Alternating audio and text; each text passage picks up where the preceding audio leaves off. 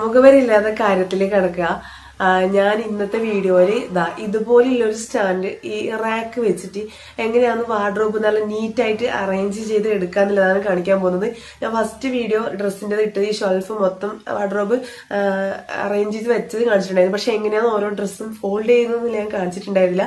കഴിഞ്ഞ വീഡിയോ ഞാൻ എങ്ങനെ ഷോൾ എങ്ങനെയാന്ന് ഫോൾഡ് ചെയ്യാന്നുള്ളത് കാണിച്ചിട്ടുണ്ടായിരുന്നു. സ്പേസ് സേവിങ്ങിന് ഇതേ റാക്ക് തന്നെയായിരുന്നു ഞാനത് സെറ്റാക്കി വെച്ചിട്ടുണ്ടായിരുന്നത്.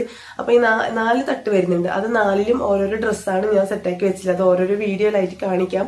അപ്പൊ ഡ്രസ്സ് എന്ന് പറയുമ്പോൾ കുർത്തി, ജീൻസ്, ഇന്നർ, പിന്നെ ബ്ലൗസ്, സാരി, അങ്ങനെ പല ടൈപ്പ് വരുമല്ലോ അല്ലെ.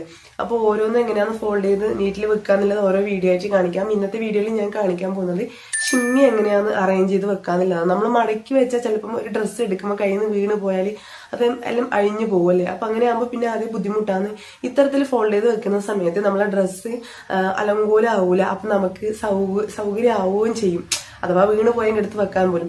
ഈ ഒരു റാഗ് ഉപയോഗിക്കുന്നതിനെ കൊണ്ടുള്ള എനിക്കൊരു ഉപകാരം തോന്നിയത് നമുക്ക് സ്പേസ് നല്ലോണം സേവ് ചെയ്യാൻ പറ്റും. കാരണം ഞാൻ വെച്ചിട്ടില്ലെന്ന് വെച്ചാൽ ഈ ഹാങ്കർ തൂക്കിയിടുന്ന ഭാഗത്തുണ്ടല്ലോ, അപ്പൊ ഞാൻ ആ ഹാങ്കർ ഷർട്ടിലും സാരിയൊക്കെ ഹാങ്കറിൽ തൂക്കിയിടുന്നതിന് പകരം ആ സ്ഥലത്ത് ഞാൻ ഈ റാക്ക് വെച്ചിട്ടാണ് ഇപ്പൊ സെറ്റ് ആക്കിയിട്ടുള്ളത്. അതെങ്ങനെയാ ചെയ്യുന്നതെന്നുള്ളത് ഞാൻ കാണിച്ചു തരാം. അപ്പൊ നമുക്ക് വീഡിയോയിലേക്ക് പോകാം. വീഡിയോ കണ്ട് ഇഷ്ടപ്പെട്ടാൽ ലൈക്ക് തരാൻ എന്തായാലും മറക്കരുത്. അപ്പൊ ചാനൽ കയറി നോക്കി ചാനലും കൂടി ഇഷ്ടപ്പെടുകയാണെങ്കിൽ സബ് ചെയ്തും കൂടെ സപ്പോർട്ട് ചെയ്യുക. അപ്പൊ വീഡിയോയിലേക്ക് പോകാം.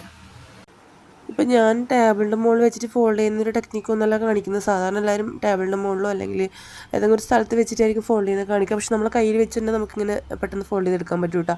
ഇപ്പം നമ്മൾ തുണിയൊക്കെ വേഗം ആറിയിട്ടത് എടുത്ത് കൊണ്ടുവന്നിട്ട് കസേരയുടെ മുകളിൽ ഇട്ടിട്ട് എല്ലാം കൊണ്ടേ ഇടും. അങ്ങനെയാണ് ചെയ്യുക. അപ്പോൾ നമുക്ക് അതേ ഇട്ട സ്ഥലത്ത് തന്നെ നമ്മളെ കയ്യിൽ വെച്ച് തന്നെ നമുക്ക് ഏത് ഡ്രസ്സ് ഇത് നമുക്ക് ഫോൾഡ് ചെയ്തെടുക്കാൻ പറ്റും. അപ്പോൾ ഇങ്ങനെയാണ് ഞാൻ ചെയ്യുന്നത്. ഇതുപോലെ ഫോൾഡ് ചെയ്തത് ഇനിയിപ്പോൾ താഴെ വീണ് പോയാലോ, അലമാരയിൽ തന്നെ വേറെ ഏതെങ്കിലും ടൈപ്പിൽ നമ്മൾ വെച്ച് പോയാൽ അത് അട്ടിയട്ടി വെച്ചെടുക്കുന്ന താഴേക്ക് വീണ് പോയാലും അഴിഞ്ഞു പോകില്ല. കാരണം താഴേക്ക് വീണാലും അല്ലെങ്കിൽ ഡിസോർഡർ ആയാലും നമുക്കത് ഓർഡർ ആക്കിയിട്ട് പെട്ടെന്ന് വെക്കാൻ പറ്റും. കാരണം നമ്മൾ ആദ്യം മടക്കി കൊടുക്കേണ്ട ആവശ്യമില്ല. തട്ടിയാലും മുട്ടിയാലൊന്നും അഴിഞ്ഞു പോകില്ല. ഇതുപോലെ മടക്കിയിട്ട് ഞാൻ ആദ്യം കാണിച്ച ആ ഒരു റാക്ക് ഉണ്ടല്ലോ, അതിലാണ് ഞാൻ സെറ്റ് ചെയ്ത് വെക്കുന്നുള്ളത്. അതിൽ നമുക്കിങ്ങനെ വെർട്ടിക്കലായിട്ട് നമുക്ക് വെച്ച് കൊടുക്കാൻ വേണ്ടി പറ്റും.